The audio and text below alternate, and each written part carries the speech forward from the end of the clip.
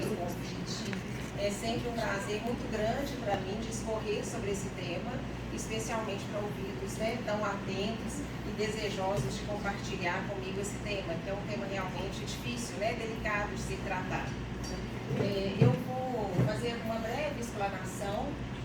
Acho que eu vou gastar mais do que 30, tenho certeza que eu vou gastar mais do que 30 minutos, Flávia. Então peço para vocês irem sinalizando aí, né, para que eu também não ultrapasse muito esse tempo, porque não tinha como reduzir muito o conteúdo e achei que seria injusto com vocês também. Né? Eu acho que é uma oportunidade única, né, da gente poder conversar sobre isso no curso de psicologia. Isso é fundamental, porque mesmo que vocês não venham a trabalhar diretamente com isso, mas vocês vão se deparar, não só na clínica, mas nas instituições, nas escolas, com pessoas enlutadas, né? Seja por morte ou outros tipos de perda.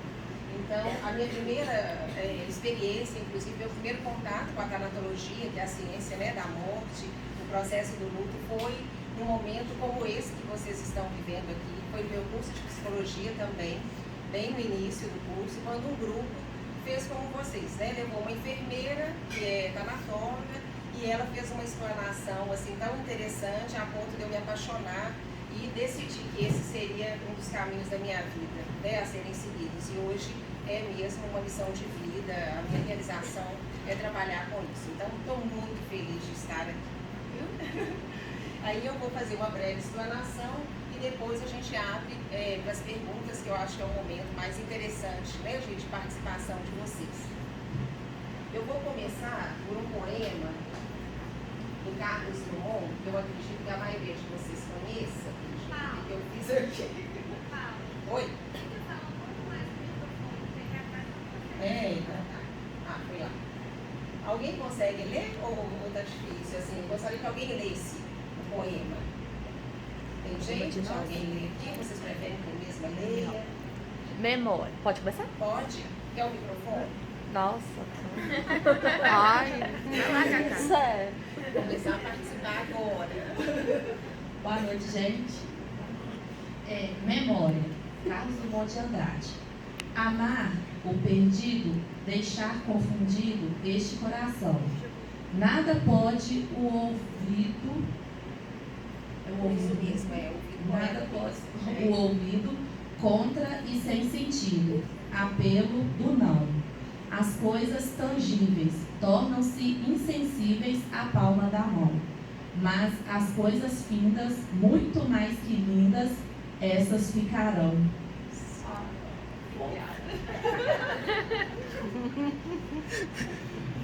Então, gente, tomando por base esse poema, eu trouxe porque ele traz a maior parte dos sentimentos, né, que o luto nos traz, a gente consegue encontrar aqui nesse poema. Né? Como que é difícil, como que é confuso a gente lidar, a gente amar com quem não está mais aqui. Então, e uma pessoa que até ontem, né, até momentos atrás, a gente podia tocar, ela era tangível, né, e agora ela é insensível à palma da nossa mão.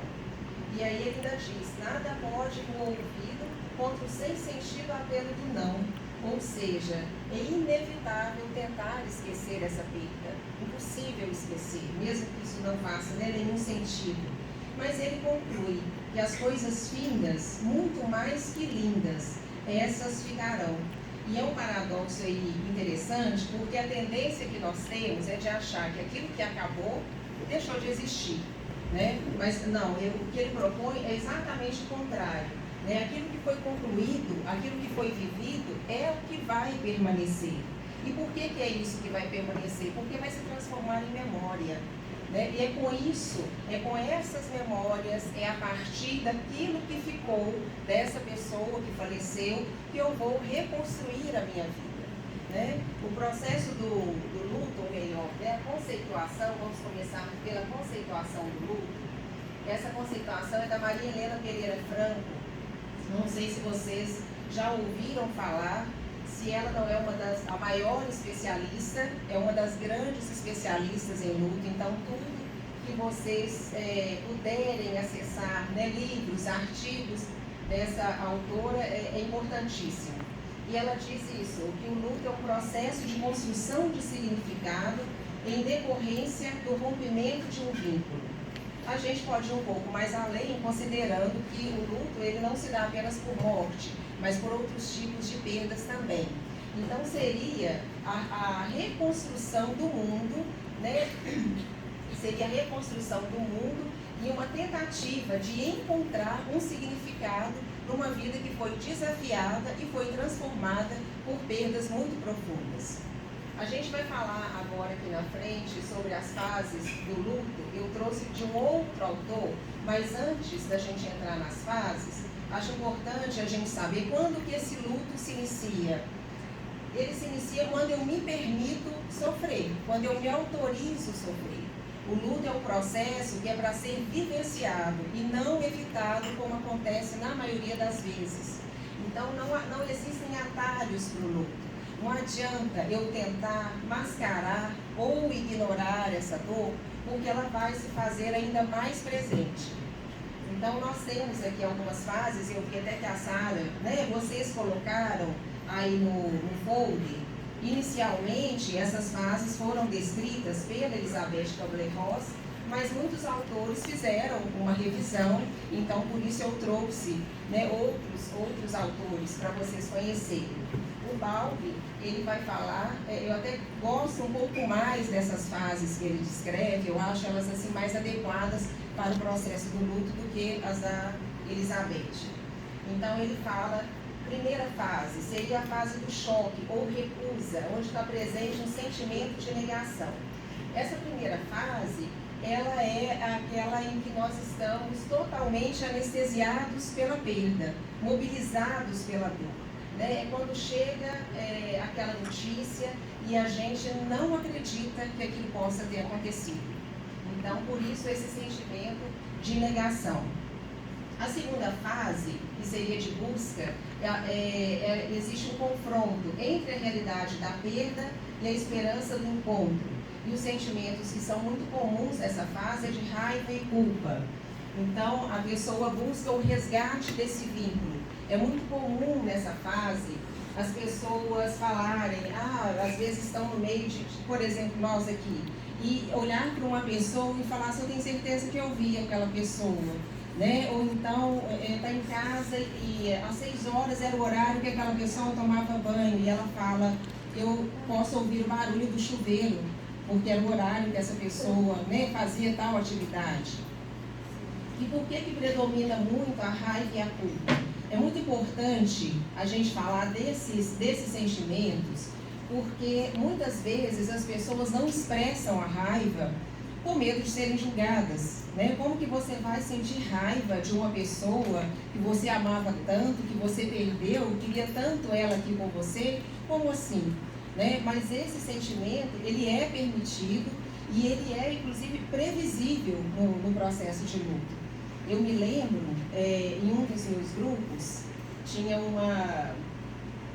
casal lá de irmãos, eles tinham perdido o pai.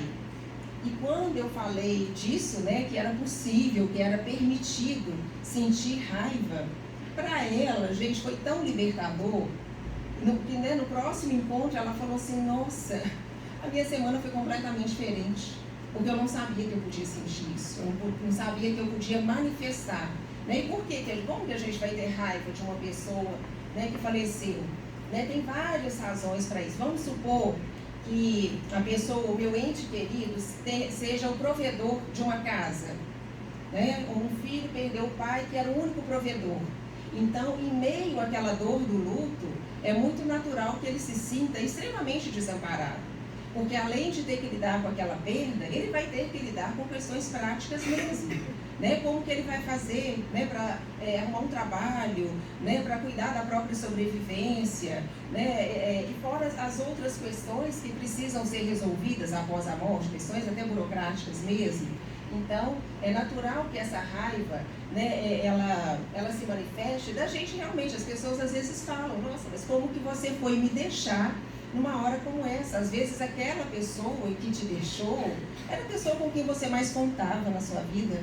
Né? E aí você verbaliza isso mesmo, como você fez isso comigo, principalmente às vezes diante de uma fatalidade, uma tragédia, né? E a culpa, que é um sentimento muito previsível também, caso, né, das pessoas enlutadas, porque a gente sempre pensa que se tivesse feito algo diferente, o desfecho teria sido outro, né? Na verdade, essa culpa é mais uma forma da gente preservar essa ilusão de controle, porque a gente não tem controle sobre essas coisas que acontecem aleatoriamente na nossa vida. Então, é mais fácil eu sentir culpa do que eu lidar com a impotência diante daquilo que eu não posso controlar. A outra fase seria de desorganização e desespero, onde predomina um vazio existencial muito grande. Então, é quando eu sinto assim, é quando a ficha cai e eu percebo que nada mais vai ser como antes. Então, são sentimentos de profundo vazio, muita tristeza, muita saudade, lembrando que dor, tristeza, saudade permeia todo o processo de luto e para além do luto também, né? E por último seria a reorganização, que é essa aceitação gradual da perda, é quando eu começo a incorporar essa ferida na minha existência, começo a integrar isso no meu cotidiano, na minha vida.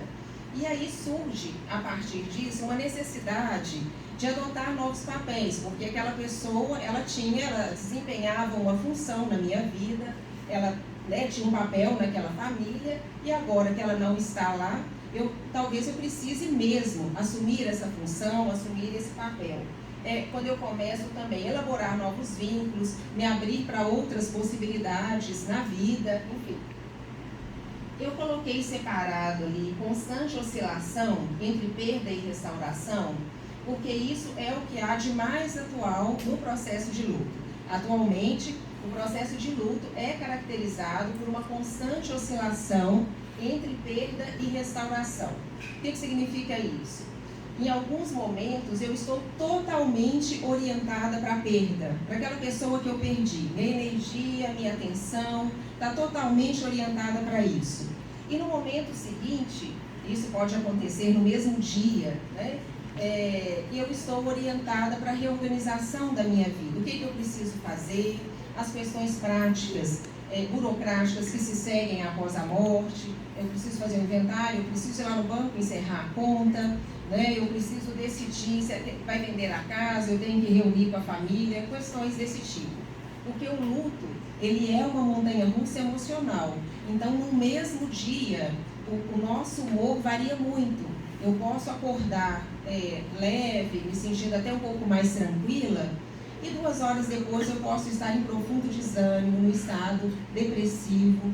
Tudo isso faz parte do processo de luto. Isso vai acontecendo até a gente encontrar uma certa estabilidade. O que não quer dizer que a gente não vai ser surpreendido por sentimentos de tristeza, de dor. Por isso que essas fases, elas devem servir mais como uma referência, até para que a gente possa situar as pessoas enlutadas no momento em que elas estão vivendo, né? Essas pessoas trazem esses sentimentos, como até o que vocês descreveram muito bem aqui no folder, as diversas formas como o luto se manifesta, a nível físico, emocional. Então, essas fases, elas não são fixas, né? O luto não é um processo passivo, onde as pessoas ficam esperando as fases chegarem ou esperando as fases passarem. Essas fases, as pessoas oscilam entre elas, retrocedem, e mesmo depois que elas elaboram esse luto, esses sentimentos vêm. Sempre vai haver uma lembrança, uma situação, alguém que vai nos trazer essa pessoa de volta. Aqui as manifestações do luto, né, bem parecidas com a que vocês descreveram aí no folder. Ele é um fator estressor, um dos maiores estressores, e ele se manifesta, né, fisicamente, emocionalmente. Então, alterações do apetite, visão turva, exaustão, falta de energia, revolta, culpa, sentimento de irritabilidade, solidão, perda da identidade, falta de interação, isolamento, sentimento de descrença em relação à vida, confusão, sensação de presença, alucinações, e até mesmo manifestações a nível espiritual, sonhos, impressões, perda ou aumento da fé e a revolta direcionada ao sagrado. São algumas das manifestações, né? Tem outras. Gente, vou pegar um pouquinho de água.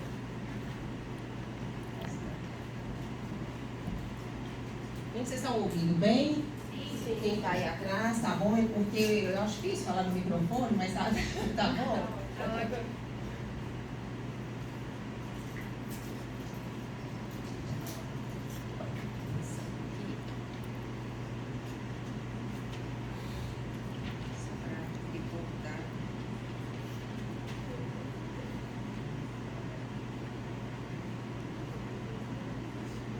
Essa parte aqui, gente, é extremamente importante para vocês, psicólogos, e que vão atuar na clínica. O DSM-5 ele já foi publicado, Flávia? Já? Então, depois você confirma se realmente está assim. No DSM-4, o diagnóstico do transtorno depressivo maior, né, ou depressão, era feito caso o paciente apresentasse pelo menos 5 entre 9 sintomas, entre eles humor deprimido, perda ou ganho de peso, fadiga, alterações do sono. Se a pessoa apresentasse alguns desses sintomas, já era diagnosticada, né, com transtorno de depressão, com depressão. No entanto, o DSM-4 ele tinha uma norma que excluía o diagnóstico caso a pessoa estivesse de luto.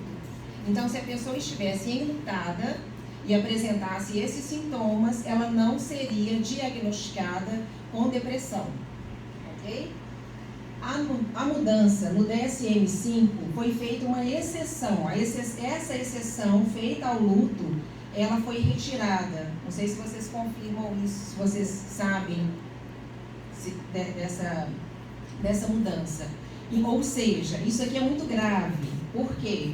Pelo DSM-5, a proposta é que uma pessoa que está de luto por ao menos 2 semanas, imagina, uma pessoa de luto por 2 semanas, ela já pode ser diagnosticada com depressão.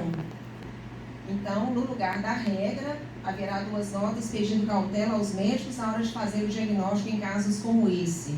Gente, depois vocês confirmam isso lá, isso é muito sério, porque corre o risco de nós intensificarmos a patologização da vida, né? O uso abusivo de medicação numa sociedade como a nossa, que é extremamente intolerante às vivências inerentes ao luto. Infelizmente, a gente vive numa sociedade que o que ela quer de nós é que a gente se restabeleça o mais rápido possível. E, infelizmente, muitas pessoas também querem ser medicalizadas. Nem todas as pessoas que procuram um profissional da área da saúde, elas procuram com o objetivo de entender o seu sofrimento, o seu mal-estar, ela quer se livrar da dor. Né? A nossa sociedade, infelizmente, nós temos uma aversão, uma intolerância ao sofrimento. Então, a gente vive numa ditadura da felicidade. Eu tenho que ser feliz a qualquer custo. Eu sou avessa a qualquer tipo de sofrimento. E isso só piora a nossa situação, porque o sofrimento faz parte da existência, né? Não tem como ficar sem isso. Então, isso aqui é muito importante, porque se a gente começa a medicalizar as pessoas que estão em luto, a silenciar essas pessoas, isso vai levar a um luto complicado. Não estou dizendo aqui que eu seja contrária à medicação, viu, gente? De forma alguma. Eu estou falando do uso abusivo da medicação. É necessário que esse uso tenha um norteamento ético, porque a medicação ela deve ser utilizada para fazer o paciente, para fazer a pessoa falar, para a pessoa comparecer e não para a pessoa se calar. Porque se você cala, se você ceda a pessoa e impede a manifestação do que ela está sentindo num momento de dor como esse, com certeza esse luto será mais complicado. Então nós vamos ver também aí as características de um luto complicado. Seria a negação da perda, essas são algumas características, né? Perda de contato com a realidade, prejuízo funcional prolongado e acentuado, frequência e intensidade dos sintomas. Então, é muito importante que a gente observe com que frequência estejamos atentos, por exemplo, no caso da negação. A gente não falou que esse sentimento é previsível, que ele acontece lá no início do luto? Mas e se esse sentimento se estende por muito tempo? Porque essa negação, além de ser uma defesa compreensível lá no início, ela é até necessária para que a pessoa não se desestruture mentalmente, enquanto ela vai absorvendo os impactos dessa perda, até que ela possa se utilizar de defesas mais adequadas. Mas, dependendo, né, do tempo que isso continua, ou a intensidade com que isso acontece, nós precisamos estar muito atentos a isso. E isso nos faz pensar na duração do luto, né? A maioria das pessoas querem saber, mas quanto tempo dura o luto?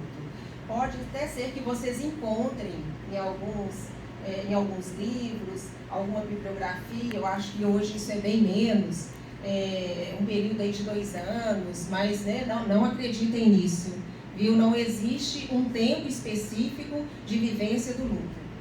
Essa frase, gente, do Carpinejar, eu achei ela tão perfeita, tão adequada para a gente falar desse tempo de duração. Olha só, a dor da perda é como uma panela de pressão. Não podemos abrir na hora em que uma chama em nossa vida se apagou. É necessário liberar o vapor aos poucos, aos sopros, para não sermos queimados pela alta temperatura da saudade. Quem tenta descerrar a tampa logo que o falecimento acontece, pode explodir a esperança, a fé, a confiança em Deus e em si mesmo. Temos que respeitar a trava de segurança. Achei fantástica essa definição. Porque o que é essa trava de segurança? É o tempo de cada um. Né? Cada pessoa, cada um de nós vai fazer a travessia do luto de uma forma diferente, cada um ao seu tempo, ao seu modo, porque não existe um padrão único de enfrentamento das perdas. Cada pessoa vai, ao longo do processo, apresentar necessidades individuais. Então eu não posso, né, não existe um manual, né, onde eu coloco, né, todo mundo no mesmo pacote e vou tratar todos da mesma forma. Né? Não existe isso.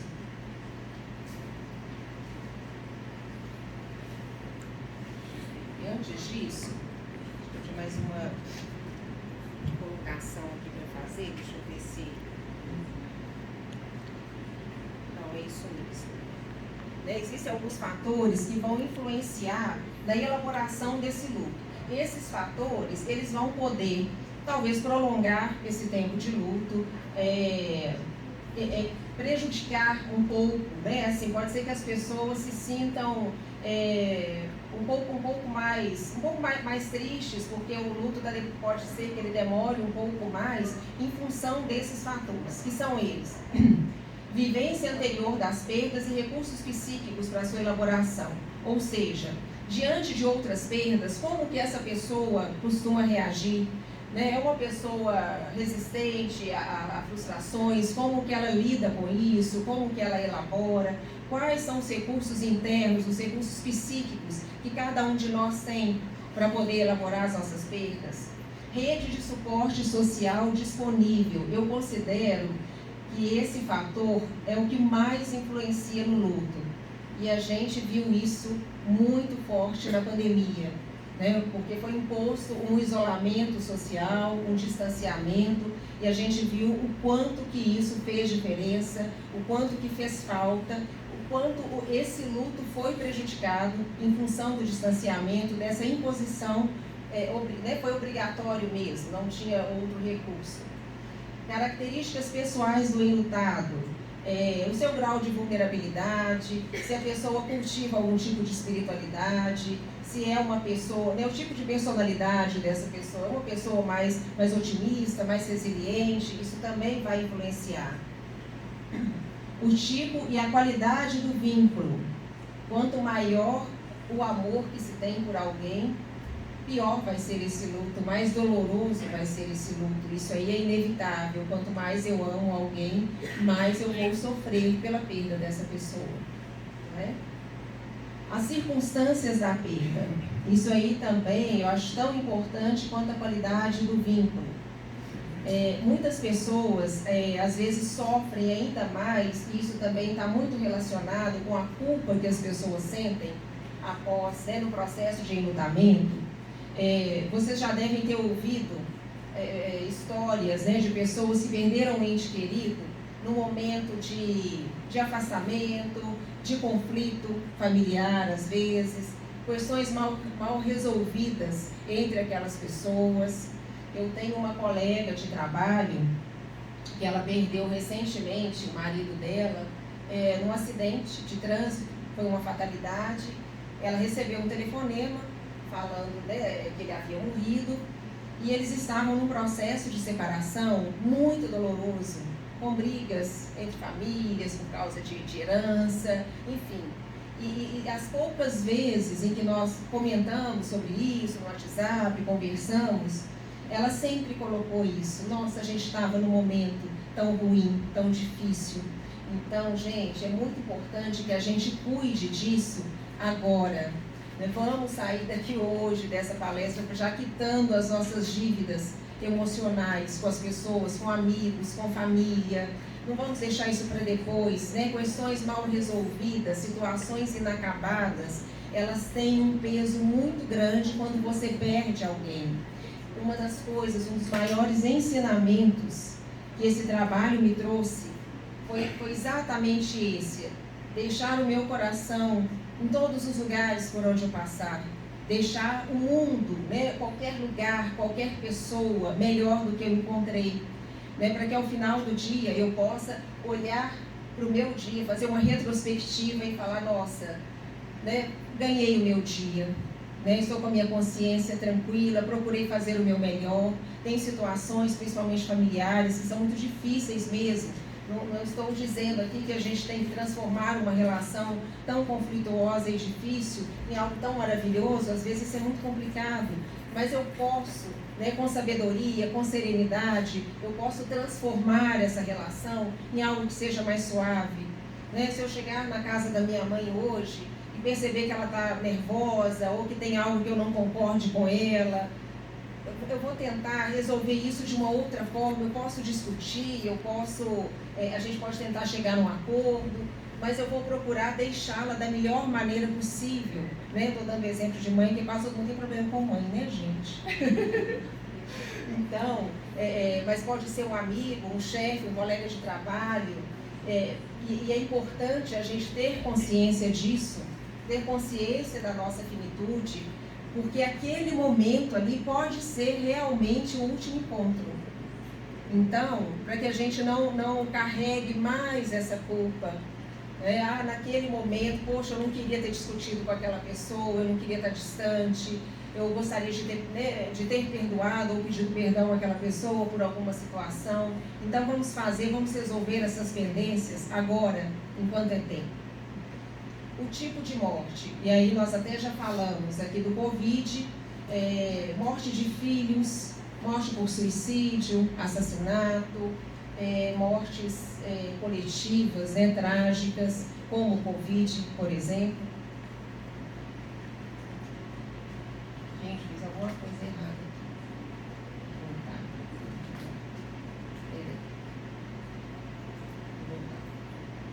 aqui. Luto pelo Covid. Isolamento social, e por causa desse isolamento social, ausência de rituais, isso inviabilizou muito a elaboração de um luto saudável, porque a pandemia, ela suprimiu tudo que poderia nos manter de pé, tudo que poderia nos oferecer um tipo de acolhimento, a pandemia suprimiu. Então não podemos fazer os rituais, tivemos que reinventar os próprios rituais. Qual que é a importância disso? Os rituais, eles funcionam como uma concretização daquela perda. É um momento também de homenagear a pessoa que faleceu, de receber o apoio da família, dos amigos. É um momento de manifestação pública desse sentimento. Quando a gente está no velório, isso facilita a expressão da nossa dor, dos nossos sentimentos. E nós não podemos fazer isso no momento da pandemia, no auge da pandemia, que ela não acabou, infelizmente. E a exacerbação da culpa, porque se a culpa já era um sentimento previsível em vários tipos de luto, na pandemia essa resposta foi mais natural ainda, porque não tivemos esse tempo para estar próximo das pessoas, para pedir, né, o perdão, compreensão. Então, houve uma exacerbação mesmo desse sentimento, que eu acredito até que em muitos casos, eu tenho ouvido falar disso constantemente, inviabilizou mesmo o processo de elaboração do luto, de um luto saudável. Bom, diante de tudo isso, né, como que a gente se organiza, o que a gente faz com tudo isso que o luto nos traz? Então, basicamente, precisamos integrar a perda em nossas vidas e reelaborar o vínculo com a pessoa que partiu. Essa integração da perda é a aceitação, né? Trazer essa ferida, né? Incorporar essa ferida na nossa existência, no nosso cotidiano. Sabemos que não é fácil, porque tem acontecimentos na nossa vida que são profundamente devastadores, que a gente realmente não dá conta. Mas é muito importante a gente lembrar e saber que, na verdade, o que nos impede de viver não é o trauma, mas é a gente desejar, a gente querer bater o pé, né, que a vida prescinda dessas marcas, dessas cicatrizes. Não existe, gente, não existe vida sem traumas, não existe vida sem marcas, não existe vida sem sofrimento.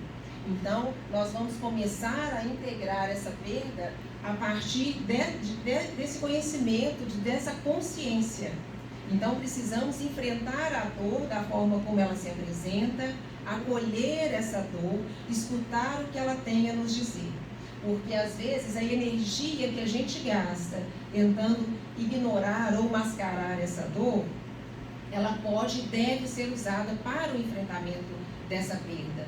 Então, nós precisamos criar algo vivo com as nossas marcas de morte, porque é isso que nos humaniza. Nós somos também aquilo que perdemos. Importante que a gente tenha essa consciência. Reelaborar o vínculo com a pessoa que partiu. Eu acho que essa, para mim, é a tarefa principal de um trabalho com pessoas enlutadas, seja no consultório, na clínica, seja nos grupos.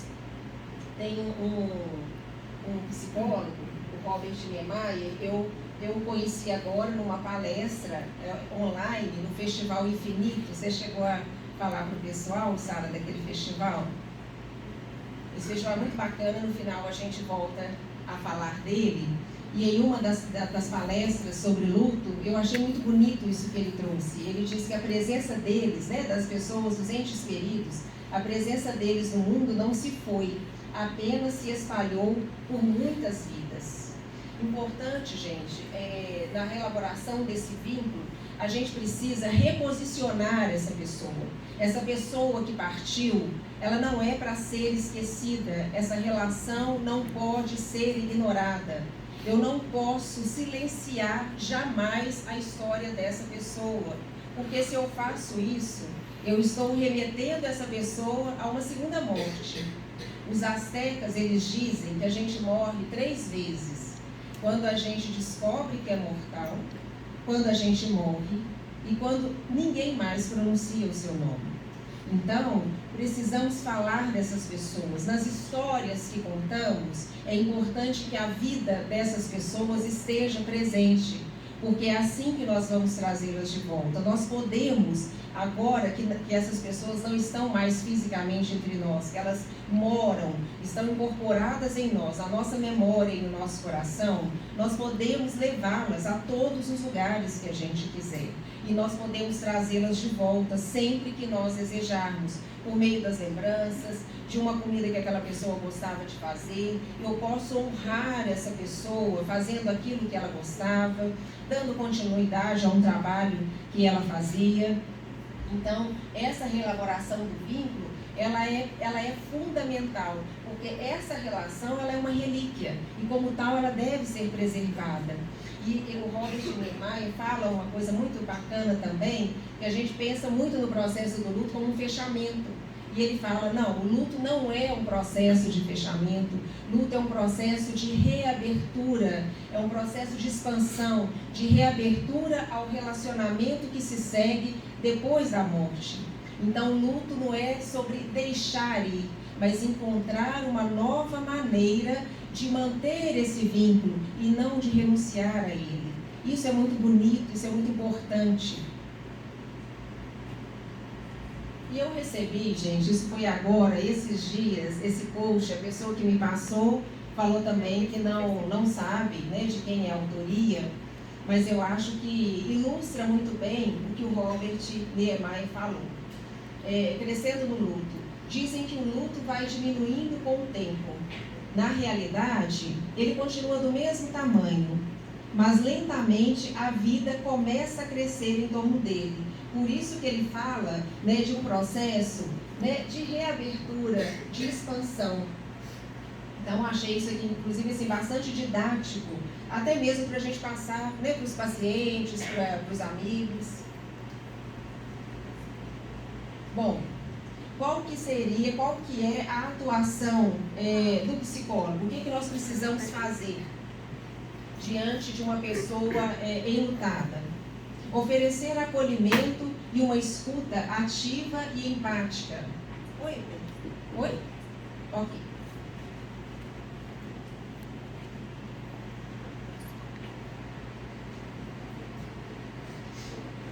Nós vamos oferecer um acolhimento, uma escuta ativa e empática.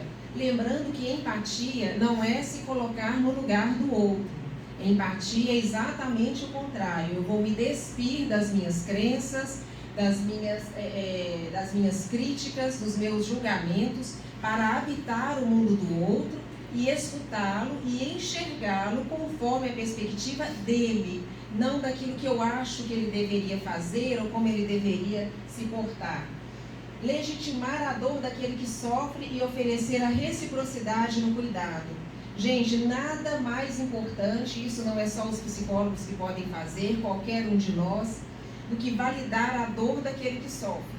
É horrível quando você chega diante de alguém para falar sobre, mesmo que não seja sobre um luto, de alguma angústia, algum vazio existencial que você está vivendo, e a pessoa ignora ou desqualifica, né, desmerece aquele sentimento, fala, nossa, mas você está sofrendo por isso, mas isso é tão pouco?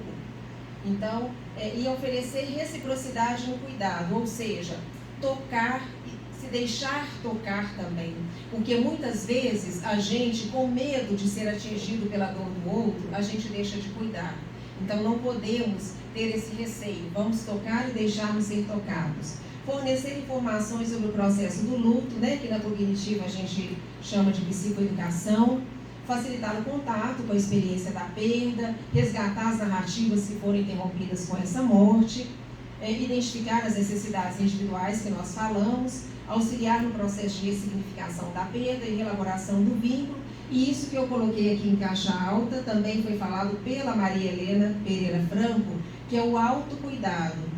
Isso é, segundo ela, um imperativo ético para quem pretende e quer trabalhar diretamente com o luto. Eu preciso ter esse autocuidado. Não basta eu ter conhecimento, não basta eu fazer especialização, eu participar de palestra, eu fazer curso de tanatologia ou uma especialização, se eu não trabalho o meu autoconhecimento em relação ao luto, em relação ao processo do morrer. Porque o que pode acontecer? Se eu não tenho isso desenvolvido em mim, se eu não busco esse autoconhecimento, eu corro o risco de ter uma atuação meramente assistencialista. E aí eu deixo a ciência de lado, que é a psicologia. Isso não pode acontecer, principalmente para quem vai fazer esse tipo de atendimento, né, direto às pessoas enlutadas. Bom, eu vou falar rapidamente aqui, né, do GABER, que é o trabalho que eu faço, é o Grupo de Apoio a Perdas. Ele foi fundado em 2013 em parceria com a Paróquia Santa Efigênia. Os objetivos desse grupo é oferecer suporte emocional às pessoas que estão vivenciando o luto, uma nova percepção sobre a vida e a morte. Nesse grupo nós trabalhamos e dialogamos de verdade mesmo sobre a morte. Temos que aproveitar espaços de fala, espaços de escuta como esse, para que a gente possa dialogar sobre isso. E também possibilitar a formação de novos vínculos. O público-alvo são todas as pessoas que estão vivenciando luto por morte, independente do tempo em que elas perderam o ente querido. Como que funciona esse grupo, né? A metodologia. São reflexões temáticas e compartilhamento de experiências durante os 9 encontros. Aqui tem alguns relatos, eu vou deixar para depois, se houver tempo, porque a gente está com o tempo, né, curtinho. E eu gostaria de encerrar, aliás, antes de encerrar, por que esses grupos são tão importantes, né? O luto é uma das experiências mais dolorosas, mais desafiadoras e mais desorganizadoras que o ser humano vai viver. E como nós vivemos numa sociedade muito intolerante e avessa ao sofrimento, o luto acaba por constranger, gente. As pessoas ficam constrangidas de falar que elas estão em luto, não é? A Sara, né, pode falar isso para nós depois, né, Sara? E outras pessoas que talvez aqui estejam passando por esse processo. Então, como o luto constrange, as pessoas acabam vivendo isso de uma forma isolada. Por isso é tão importante a criação desses grupos, importante que esses grupos se multipliquem. Esses espaços de fala, esses espaços de escuta, eles permitem o resgate dessas narrativas. O grupo se mostra como um suporte social muito eficaz, porque ele se revela como um lugar onde todas as pessoas ali estão passando pelo mesmo processo, claro que de forma particular e única. E se apresenta também como sendo um ponto de sustentação, porque é um momento em que as pessoas realmente perdem o seu eixo, perdem o equilíbrio, né? O chão se abre. Então, o grupo, ele te acolhe, o compartilhamento de experiências na dor fortalece muito as pessoas. E esse resultado, isso aí a gente pode falar um pouco mais quando abrirmos para as perguntas, ele é muito imediato, sabe? É muito gratificante você ver como essa pessoa chega no primeiro dia e lá, né, no meio dos encontros, ao final, como ela sai. É muito gratificante. Então, eu encerro agora com esse provérbio chinês que diz o seguinte: quando não compreendemos a dor, ela nos dilacera. Quando entendemos a sua finalidade, ela nos aperfeiçoa. Esse é o objetivo maior desse trabalho com o luto, seja na clínica, seja nos grupos. O meu objetivo maior é realmente conduzir as pessoas para essa compreensão, para esse aperfeiçoamento. Isso não acontece, não termina no último dia do encontro, não se trata disso. Isso é um processo que ocorre ao longo da vida, essa compreensão, esse aperfeiçoamento. Então, a princípio, era o que eu tinha para trazer para vocês. Eu espero que eu tenha conseguido despertar algum interesse para que vocês busquem, né, se aprofundem um pouco mais. Posso voltar também para a gente dar continuidade a esse assunto. Tem muito ainda a se falar sobre luto, sobre morte, suicídio. Não dá para a gente contemplar tudo isso numa única palestra, né? Mas agradeço demais a boa vontade de vocês estarem aqui, pela receptividade. Muito obrigada mesmo.